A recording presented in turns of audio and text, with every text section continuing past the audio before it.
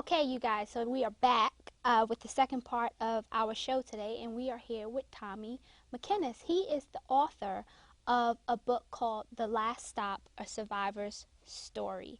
And this book is about homelessness in New York City. And I would like to say thank you and welcome.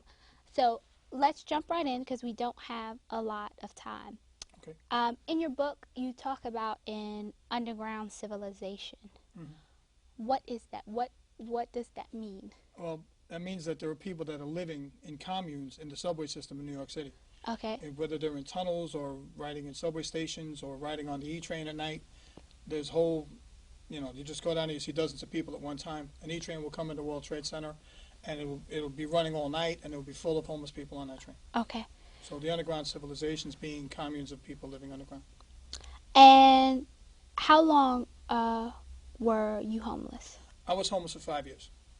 And how did that happen? And I have a problem with alcohol. Okay. So it led me to living on the streets, and then when I took care of the alcohol problem, I also took care of the homeless problem shortly thereafter. Okay. Okay. And we want to talk about who's precluded from this. Is there any person that can say, oh, I will never be homeless? Oh, well, no, I don't think so. Not anymore. My own experience tells me that anybody can end up being homeless in New York City. Like, what were some of those stories? Like, why were people homeless? Was it a majority of substance abuse, mental disability? They would be split down the middle. Okay. With substance abuse, there would be, say, 1/3 of the homeless people that I encountered when I was doing the homeless outreach work were substance abusers, be it alcohol or drugs or both. Another large population of the homeless people were mentally ill, with severe persistent mental illnesses, not like somebody with a slight case of depression, but somebody with persistent schizophrenia or very severe bipolar disorder where they can't function without medication or even in a stable setting because they just stop taking the meds and then they lose it. And they go back to the streets again because it's all that they know. Okay. How did you, like, what was it that made you decide, like, listen, I need to take care of the alcoholism? It's a funny story. You got a minute? Yes, let's Okay. go. I was staying in a small private shelter in December of 1989. In the book, I talk about my last Thanksgiving, which is just prior to that, where we had snow. Okay. And with Thanksgiving coming up, I thought it was an appropriate theme, since this is November. But in December, I went to a place to go have lunch. And there were a few guys in the lunchroom we were talking about, it's a soup kitchen at a temple. We're talking about having more food at 2 o'clock at an AA meeting around the corner from where we ate. So I'm like, yeah, all right, I'll go. Yeah, I'll go, no problem. I had tried to quit drinking before. Okay. I tried the year before for a little bit. It didn't, I wasn't ready to hear the message, so I didn't stop drinking yet. And then when I go into this AA meeting, you had to do the meeting first, and then the food was served after. So I go to this meeting, and I'm standing in the back of the room, and I'm listening, and I'm looking, and I recognize somebody from a year before. Okay. But that's not what happened. What happened was, as I'm standing there, I hear a little voice in my head, not to be schizophrenic or anything, just the voice of reason kicked in. A little moment of clarity. Said, if I do this right, I won't have to be homeless anymore. And 15 months later, I got my first rent receipt. Okay. So there you go. Excellent. That's how it ended for me. And you currently now, you work with the MTA Connections Outreach? Not currently. No. The book is about my work with the MTA Connections Outreach. Currently. Tell us about that. How did you get involved, and why did you get involved? Well, I felt there was a calling. And this was an opportunity for me to validate the homeless experiences that I had. When I went to work with MTA Connections, my interview was my homeless experience. Okay. I was told we're going to be going into subway tunnels to go look for homeless people. I used to live in subway tunnels, and I said, you know what, this is perfect. This is good for me, and if I can have this opportunity. I was given the opportunity by a social worker who used to know me on the Upper East Side when I was going to kitchens to go eat. Okay. And she recommended me for this job, saying, he really got his act together. That's what he told the woman who I interviewed with. He really got his act together, and you should really talk to him. So in the interview, I just told the truth. I said, yeah, I was homeless. I lived in the subway tunnels. He said, you sure? Yeah, it's okay. I can do this. Okay. I just felt like it was something I needed to do. So the book is co-authored. Can you tell me about that relationship? Sure. The police officer, he's a retired police officer named Nelson Velez. Okay. He's my co-author of the book. When he was on in his early police career, he was a patrol officer, and he patrolled the JFK Express. Okay. So subway used to run from 57th Street, 6th Avenue to the airport Okay. back in the 80s. They disbanded that train, but back then he used to come from the Columbus Circle station in Manhattan, 59th Street, 9th Avenue, and on 8th Avenue, walk over. And he would do the wake-ups in the morning. I used to sleep at 57 and 6 in the wintertime. Okay. So he woke me up. I didn't really know who he was when I met him again later. Turns out, while I was building up my life, he was changing his career and moved into the NYPD's homeless outreach unit. Okay. And they work closely with MTA Connections. We liaison with them to do the subway team outreach. And when I was assigned to Nelson, I didn't know who he was at first.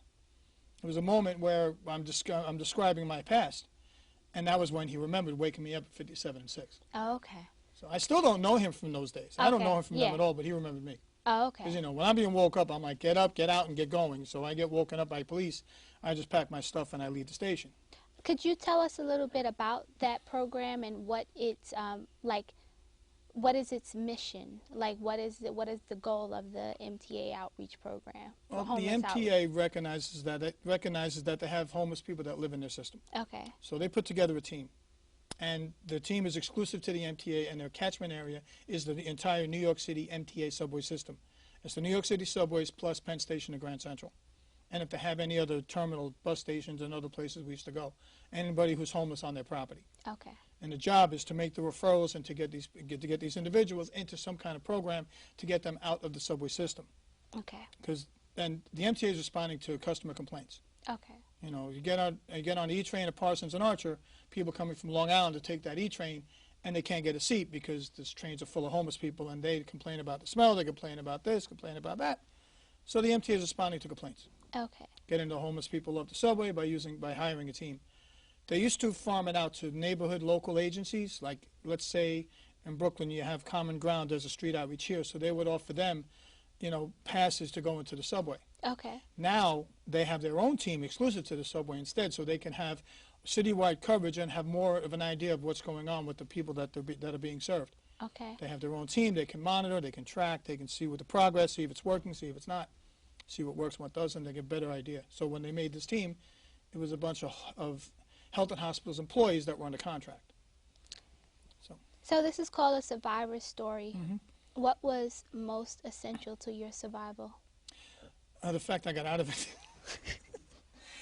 After you survive your first winter, it becomes easier. It's like one big camping out party with the occasional drunken night where you don't remember the next day waking up in a pile of plastic bags and that somebody threw out of their garbage bins and they're waiting to be picked up and you're lying in the middle of it. But for the most part, surviving your first winter as a homeless person in New York City, it becomes a little easier to do because you know you can do it now. It just strengthens your resolve that you're not going to die out here if you know how to survive.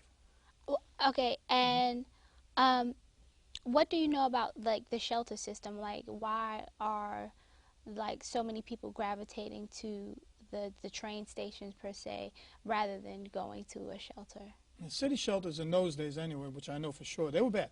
Even when I was working with homeless outreach, the city shelters had problems. Okay. Because a lot of the people that go to the shelters are, you know, they're recidivist criminals. They steal things from other people. Okay. And you got people that have nothing that go in there with a Walkman. Next day, they don't have their radio. Someone going with an iPod, it'll be stolen if they're sleeping with it. They wake up in the morning, the headphones are gone, the piece is gone, all of a sudden, you know, they got nothing. You know, so people don't go there because they're going to get their stuff stolen. It happens. So. What inspired you to write this book? Like you said, you felt that you needed to give back, like it was a calling. Yeah. What made you translate it into a book as well? Mostly Nelson Velez. Okay. He was after me for a long time. This is a story I didn't really want to tell because I have a lot of shame about being homeless for 5 years. I did. Okay. But then 20 years later, you know, it's from 1991 I got off the street, and then now it's 2010. Okay, I guess now I can tell the story. Okay. So we started working on it in 2008, finished it early this year. The book's been out since April.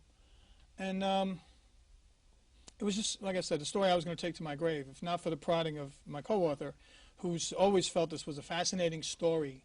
I mean, and I had to be a part of it because the story was so much about our working relationship and how we knew each other before, and that I went from homelessness to housing and ended up working with him again. It's just one of those stories that just doesn't happen in real life.